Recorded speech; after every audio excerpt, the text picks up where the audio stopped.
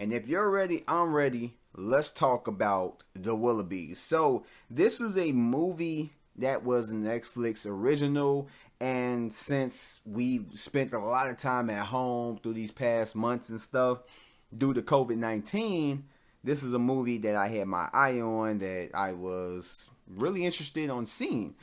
Since it has Alicia Cara, which is one of my favorite singers, doing the voices of one of the characters, I wanted to see how this movie panned out. So this movie is about the Willoughby children who are parented by the most selfish of people and just live in the most horrible household. Dreaming of a better life, they formulate a plan to rid themselves of their parents and start a whole new life that is better than the one that they are currently in. Now, like I said, it follows the Willoughby siblings. Jane, who is voiced by Alicia Cara, who is an optimistic songstress who looks for the good in things and in people. Then there's the oldest, Tim, voiced by Will Forte, and the only one who really wants to live out the legacy of his family despite his parents and his siblings who really aren't embracing their family's past. And the only one of the siblings that is in complete denial of everything that's going on and constantly wants to make his parents happy. And he has a huge infatuation with mustaches.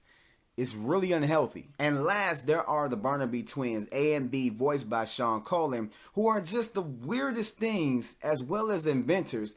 And they only have one sweater between the both of them, and they switch it out throughout the whole film. Then you have Terry Crews, who voices Commander Melanoff, Maya Rudolph, who voices the nanny, Martin Short and Jane Krakowski, who voices mother and father, and Ricky Gervais, who voices the cat and narrates the movie for some apparent reason. And I really like the animation. It's reminiscent of stop motion mixed with how Spider-Man to the Spider-Verse look with their movements and very stylistic, but the character designs is more animated. But as far as the parents go, for some reason, they don't like their kids, and it's never quite explained why, especially when it's stated how prestigious it is to be in a Willoughby with their family lineage, and you would think that the parents would want to continue the legacy instead of being dismissive and uncaring to their children. They would want to be more strict so that they would live up to the family name. And that would have made more sense than just hating their children for no apparent reason, because with that logic, it makes no sense why you had 4 children, let alone even just one. But with the way that they were acting toward each other throughout the whole movie, apparently they like the sex, they just don't like the protection and everything that comes along with it. Yeah, this review isn't for kids. But anyway, one of the major negatives about this movie is that it doesn't have a clear, straight narrative of where the movie wants to go. It starts off with the kids and their situation at home and getting rid of their parents to having a nanny and then an orphan baby.